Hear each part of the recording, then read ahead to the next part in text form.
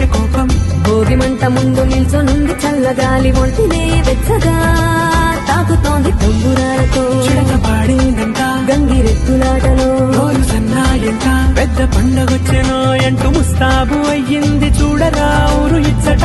ఇంటి గడప ఉంది స్వాగతించడానికి, వీధి అరుగు ఉంది మాట కలపడానికి, రచ్చబండ ఉంది తీర్పు చెప్పడానికి, ఊరు ఉంది చింత దేనికి, మన ఊరితో